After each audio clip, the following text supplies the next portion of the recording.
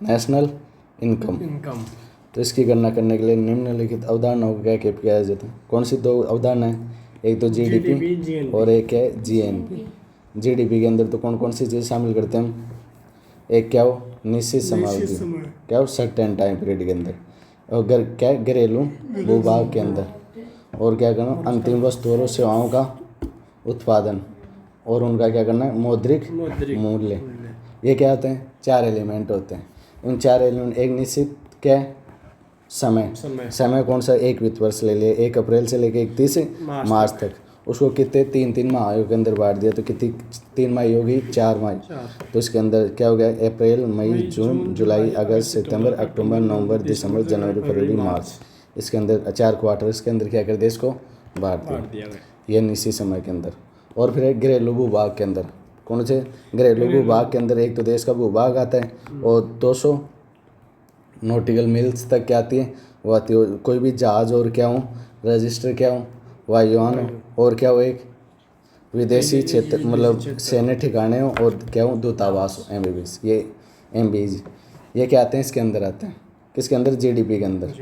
GDP के कौन से पॉइंट के अंदर? घरेलू के अंदर। फिर तीसरा क्या है? अंतिम वस्तु और सेवाओं का उत्पादन। इसके अंदर क्या करते हैं? क्या करते हैं? अंतिम वस्तु और सेवाओं के उत्पादन के अंदर। इसके अंदर जीडीपी गणना में ओनली कौन लेते हैं? अंतिम वस्तुएं। मध्यस्थ चीजें क्यों नहीं लेते? दोहरी गणना के लिए हम वो नहीं लेते। फिर बाद के अंदर तीसरा कौन सा है?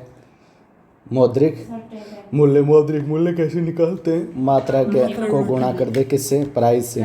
तो फिर बाद के अंदर क्या आ जाएगा? मौद्रिक मूल्य। क्या आ जाएगा? मौद्रिक मूल्य। क्या आ जाएगा? मौद्रिक मूल्य। तो ये सारी चीज़ें हो गई। फिर बाद के अंदर क्या है? जीएनपी। तो जीएनपी के अंदर क्या लेते हैं? भारतीय निवासियों के द्वारा उत्पादित की गई अंतिम वस्तुओं का मौद्रिक मूल्य। एक निश्चित समयावधि के दौरान किसी देश के निवासियों द्वारा उत्पादित सभी अंतिम वस्तुओं का क्या है? जीएनपी। जीएनपी की गणना किसके द्वारा, किसको नहीं शामिल करते हैं? एनआरआई को। एनआरआई कौन होते हैं? जो 6 महीने से ज़्यादा, 1 वर्ष के अंदर क्या है, 6 महीने से ज़्यादा कहाँ पे रहे? विदेश के अंदर। उनको क्या बोलते हैं? एनआरआई। क्या बोलते हैं? एनआरआई। फिर बाद के अंदर जीएनपी का फॉर्मूला क्या होता है? मुल्तानी है इसके अंदर। जीएनपी का क्या है? क्या बोलते हैं इसको? कैसे क्या बोलते हैं? जीएनपी का फॉर्मूला बताओ। जीएनपी रेंट जीडीपी प्लस विदेश में विदेश के अंदर भारतीयों की क्या कर दे? आय को जोड़ दे, और माइनस क्या कर दे? भारत के अंदर विदेशियों की आय को माइनस कर दे, तो क्या आ जाएगी? जीएनपी आ जाएगी। जब मूल्य ह्रास के प्रभाव को शामिल कर लिया जाता तो एनडीपी और क्या निकाल देते हैं? एनएनडीपी निकाल लेते हैं, एनएनपी। तो एन नेट के अंदर क्या निकालते हैं? ग्रोस के अंदर जो मूल्य ह्रास हुआ है उसको क्या कर देते हैं? हम माइनस कर देते हैं। तो एनडीपी के अंदर हम निकालेंगे तो एनडीपी पार्ट किसका है? जीडीपी का। जीडीपी के अंदर क्या मूल्य ह्रास निकाल देंगे तो क्या आ जाएगा? एनडीपी। और एनएनपी के अंदर क्या आ जाएगा? एनएनपी के अंदर क्या आता है? जीएनपी। जीएनपी के अंदर क्या निकाल दें? मूल्य ह्रास निकाल दें तो क्या आ जाएगा? एनएनपी। इन चिन्हों के आधार पर क्या निकाल सकते हैं हम? मार्केट प्राइस निकाल सकते हैं। तो अगर जीडीपी की मार्केट प्राइस निकालनी है तो हम क्या करेंगे? जीडीपी बराबर क्या करेंगे? GDP factor cost plus indirect tax minus subsidy. फिर बाद अगर हमें जीएनपी का निकालना होगा तो क्या करेंगे हम? जीएनपी की factor cost plus indirect tax plus minus tax. फिर बाद के अंदर अगर एनडीपी की निकालना होगा तो हमें एनडीपी किसका भाग है? ये मतलब एनडीपी की क्या जो मतलब क्या हो गया इसकी जो फैक्टर प्राइस, फिर इनडायरेक्ट टैक्स, फिर ऐसे क्या हो गया इन तीनों के अंदर। फिर हम देखें कि एनएनपी की ये लास्ट के अंदर हमने क्या निकाली? फैक्टर। अगर हम एनएनपी फैक्टर कॉस्ट को क्या करें? निकालें तो क्या निकालेगी? जो मार्केट प्राइस है किसकी? एनएनपी की जो मार्केट प्राइस है उसके अंदर से क्या कर देंगे हम? माइनस क्या कर देंगे? इनडायरेक्ट टैक्स, और प्लस क्या कर देंगे? सब्सिडी। इसी को हम क्या बोलते हैं? जीडीपी। इसी को क्या बोलते हैं? जीडीपी। प्रति व्यक्ति आय के जो अपनी नेशनल इनकम है उसके अंदर किसका भाग दे देंगे? पॉपुलेशन का। फिर बाद के अंदर क्या आ जाएगी? फिर पर्सनल इनकम के अंदर क्या करेंगे? पर्सनल इनकम के अंदर हम देखें तो जो पर्सनल इनकम होती है वो किसके बराबर हो जाती है? National income. तो नेशनल इनकम के अंदर हम क्या कर देंगे? माइनस करेंगे किसको? एक तो जो क्या कर दे रहे हैं अपन नेशनल निगम कॉर्पोरेट टैक्स, जो एक तो क्या देंगे निगम कर देंगे, क्या देंगे निगम कर, एक क्या देंगे अवितरित, और फिर क्या देंगे जो शुद्ध क्या है, जो शुद्ध क्या है हमारा ब्याज, जो शुद्ध बाद वो निकालेंगे और प्लस क्या कर देंगे,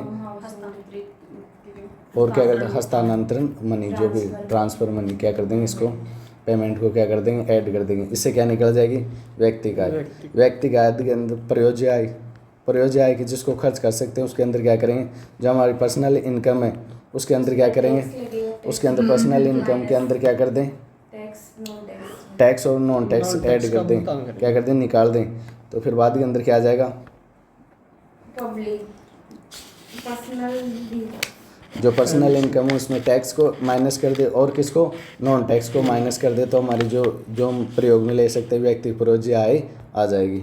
फिर बाद के अंदर जाके जीडीपी कितने प्रकार होते हैं, दो, एक नॉमिनल जीडीपी और क्या है रियल जीडीपी। नॉमिनल जीडीपी के अंदर तो हम इन्फ्लेशन को चालू करते हैं, मतलब नॉमिनल के जो चालू खाते हैं जो वर्तमान की दरें हैं उसके आधार पर क्या करते हैं प्रायोरिटी सेट करते हैं। रियल जीडीपी के अंदर हम एक बेस ईयर लेते हैं उसके आधार पर करते हैं।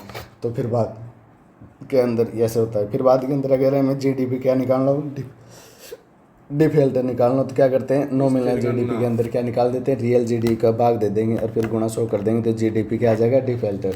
यह सबसे क्या देता है जीडीपी इन्फ्लेशन का सबसे सटीक डाटा देता है। इसके अलावा भी क्या होते हैं सीपीआई और डब्ल्यूपीआई होते हैं। क्या होते हैं सीपीआई और डब्ल्यूपीआई, उनका ज़्यादा हम मतलब ये हर महीने जारी होते हैं और जो ये होता है इसके 3-4 महीने का टाइम लेता है। लेकिन सटीक आंकड़े तो कौन देता है डिफॉल्टर, जबकि ज़्यादा महत्वपूर्ण कौन से हो रखे हैं सीपीआई डब्ल्यूपीआई, क्योंकि ये एक महीने के अंदर क्या निकालते हैं महंगाई का आंकड़ा, तो एक महंगाई के अंदर निकालते हैं तभी अगर आंकड़ों को कंट्रोल कर लिया जाए तो ज़्यादा इसका क्या लिया जाता है प्रयोग में लिया। फिर जीडीपी गणना की विधि है कितनी है 3, एक तो आय विधि, एक व्यय विधि, एक उत्पादन विधि। आय विधि के अंदर तो इन सभी प्रकार की जैसे रेंट वेजेस इंटरेस्ट इनको सबको जोड़ ले, ये क्या हो गई। इसका प्रयोग हम ज़्यादा करते नहीं क्योंकि भारत के अंदर ज़्यादा मतलब ऑफलाइन पेमेंट वाले भी बहुत सारे हैं, ये ऐसे जो मतलब ठेला रिया लगाते हैं उनकी इनकम ऐसी जुड़ती नहीं, इसलिए फिर हम कौन सी विधि का प्रयोग करते हैं व्यय विधि और उत्पादन विधि। व्यय विधि के देश में होने वाले व्यय को क्या देखा जाए जो देश के अंदर एक्सपेंडिचर हुआ उसके अंदर देखा जाए। एक्सपेंडिचर कहाँ से हो, एक तो जो घर वाले अपन कोई चीज़ करेंगे तब किसके अंदर उत्पादन के अंदर कोई चीज़ मतलब किसके लिए खर्च जो कंजप्शन के लिए, किसके लिए कंजप्शन के लिए कोई चीज़ खरीदी गई है। फिर कोई हम क्या करते हैं इन्वेस्टमेंट करते हैं तब चीज़ खरीदते हैं या कि सरकार कोई चीज़ खरीदते हैं, तो इन चीज़ों को क्या कर देंगे ऐड कर देंगे। तो किसको कंज्यूमर और इन्वेस्टमेंट और गवर्नमेंट को। फिर बाद के अंदर प्लस क्या कर देंगे जिसके अंदर एक्सपोर्ट और क्या कर देंगे इंपोर्ट को, इनको एक्सपोर्ट में इंपोर्ट को क्या कर देंगे माइनस कर देंगे। बाद के अंदर जो आ गए वो आ जाएगी। फिर बाद में क्या है उत्पादन विधि, कौन सा प्रोडक्शन। इसमें अर्थव्यवस्था के विभिन्न क्षेत्रों के अंदर क्या देखा जाए वैल्यू एडिशन को देखा जाता है। किसको देखा जाता है वैल्यू एडिशन को, मूल्य संवर्धन को देखा जाता है। किसको देखा जाता है मूल्य संवर्धन। मूल्य संवर्धन के अंदर क्या आता है विक्रय मूल्य, कौन सा आता है सेल प्राइस माइनस क्या आती है मध्यस्थ चीज़ों को क्या कर देते हैं निकाल दें।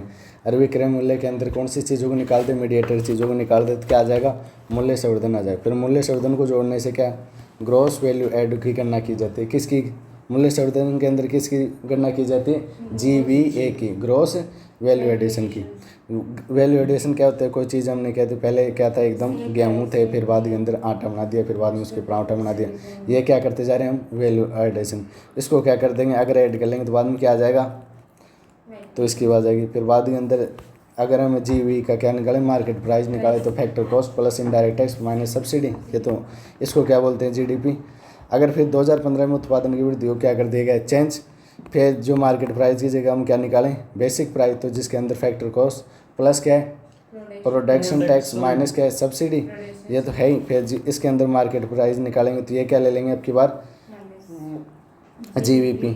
उसके अंदर तो हमने क्या लिया था प्रोडक्शन मतलब कर, अब इसके अंदर क्या लेंगे हम प्रोडक्ट टैक्स, कौन सा उत्पाद कर। अब पहले प्रोडक्शन की तो जो तूने क्या लगा दी जैसे कोई कंपनी लगा दी, अब तो उसके अंदर प्रोडक्शन कर रही है मत कर सरकार तेरे से क्या लेगी टैक्स लेगी। एक टैक्स होता है जिसके अंदर सरकार क्या लेती है कि कोई उत्पाद बनाएगा तभी क्या लेगी। अब जैसे तू कितने आदमी को पढ़ा रहा है जैसे 15-10 आदमी को पढ़ा रहे हैं 10 फीस दे रहे हैं तो 10 के हिसाब से क्या लेगी टैक्स लेगी। एक होते हैं जो कोचिंग खोलते ही क्या हो गया टैक हो मतलब प्रोडक्शन करने लगे जिसमें तो कौन सा आएगा ऊपर वाला। अगर मार्केट प्राइस के अंदर देखे जाए तो कौन सा लेते हैं प्रोडक्ट टैक्स लेते हैं आज के, कौन सा प्रोडक्ट टैक्स जो फिर बाद के अंदर क्या निकाल देते हैं इसके अंदर सब्सिडी। फिर उत्पादन कर तथा उत्पादन कर तथा उत्पादन सब्सिडी के अंदर क्या मतलब ये होता है, वे कर जो सब्सिडी की उत्पादन की मात्रा पर निर्भर नहीं करते। उत्पादन कर तो क्या लगेगा, चाहे तुम कितनी भी मात्रा के अंदर उत्पाद करो चाहे मत करो, लेकिन क्या लगेगा तुम्हें, प्रोडक्शन कर लगेगा। उत्पाद कर के अंदर लगता है कि तुम कितनी मात्रा के अंदर क्या उत्पाद मतलब प्रोडक्ट बना रहे हो। जैसे ये नमक मतलब नमक की थैली है, ये बन के तैयार होगी, ये क्या एक प्रोडक्ट है। अब तुम नमक की फैक्ट्री लगा दी, वो क्या है प्रोडक्शन, उत्पादन का क्या लगा दिया तुम क्षेत्र। अब उसके अंदर तू उत्पादन करे या मत कर, सरकार तेरे से टैक्स लेगी। एक तू कितनी नमक की थैली बनाए उसके आधार पर क्या बनाएगा, टैक्स लेगा, वो क्या है उत्पाद, प्रोडक्ट टैक्स। तो ये होते हैं। फिर बाद में आता है, भारत में जीडीपी की गणना किसके द्वारा की जाती है, एनओसी के द्वारा। जीडीपी की गणना के लिए व्यय व उत्पादन विधि का प्रयोग किया जाता है। आय विधि का प्रयोग किया जाता है क्या, नहीं किया जाता। वर्तमान में जीडीपी के आधार वर्ष कौन सा है, 2011-12। अब हम कौन सा लेने की कोशिश कर रहे हैं, 22-23 जो मतलब प्रस्तावित है। फिर जीडीपी की गणना की चुनौतियाँ, अनौपचारिक क्षेत्र में गतिविधियों को जीडीपी को क्या नहीं किया था, शामिल नहीं कर पाते। अनौपचारिक क्षेत्र की गतिविधियों को जीडीपी में शामिल नहीं कर पाते। और कौन सी जीडीपी की चुनौतियाँ, अनौपचारिक क्षेत्र की कौन सी गतिविधियाँ, जैसे जूस वाला ने कोई जूस की वो लगा रखी है तो उसका मतलब वो औपचारिक तो है नहीं, कोई मतलब कहीं पे रजिस्टर तो है नहीं, वो कितना उत्पादन करता है कितना नहीं करता है ये हमें पता ही नहीं चलता। तो ये गणना क्या हो जाती है, छूट जाती है। इसका क्या लगाते हैं, अनुमान। जब अनुमान लगाते हैं कभी बार क्या लग जाता है, ज़्यादा लग जाता है, कभी बार क्या लग जाता है, कम लग जाता है। तो ये एक होता है। फिर जो मतलब समावेशन और भविष्यकरण, ये अगर ज़्यादा अनुमान लग गया तो वो क्या हो गया, इंक्लूजन समावेशन, और भविष्यकरण एक्सक्लूजन क्या हो गया, एरर। ये हो सकते हैं। फिर क्या हो जाता है, कभी कभी कितनी भी सरकार कितनी भी अवेयर रह ले, लेकिन फिर भी कभी कभी यार कैसी गणना हो जाती है, डुअल काउंट हो जाती है, दोहरी गणना हो जाती है। मतलब कार के टायर वैसे भी जोड़ लिए कार में भी और वैसे भी जोड़ लिए, कितना भी कोशिश कर ले लेकिन कहीं कहीं पे कोई चीज़ जुड़ी ही जाती है। फिर त्रुटिपूर्ण आंकड़े, को डाटा क्लियर मतलब बना रहा था, 1 0 की जगह 1 0 और लग गया तो क्या हो जाता है, थोड़ा डाटे थोड़े गलत हो। फिर घरेलू वस्तु और सेवाओं को जीडीपी में शामिल नहीं किया जाता। फिर अवैध गतिविधियों, इलीगल जो एक्टिविटी है वो तो मतलब दिखाई नहीं जाती, कैसे पैसा कमाया जाता है, वो जीडीपी के अंदर जुड़ती हैं क्या, वो भी नहीं जुड़ती। फिर पूंजीगत लाभ को जीडीपी में शामिल नहीं किया जाता है। जो पूंजीगत लाभ होता है उसको किसके अंदर शामिल नहीं किया जाता, जीडीपी में। जैसे ऐसे कि सोना हमने बैंक के अंदर रख गया था, उसके क्या हो गया, मूल्य बढ़ गया। अब जो उसको क्या नहीं करेंगे, वो तय लेंगे जितना क्या रखा है तुमने। अब जो रेट बढ़ गई उसके हिसाब से जोड़ते नहीं तो जीडीपी के अंदर वो भी क्या होना चाहिए, ऐड होना चाहिए। ये क्या हो गया,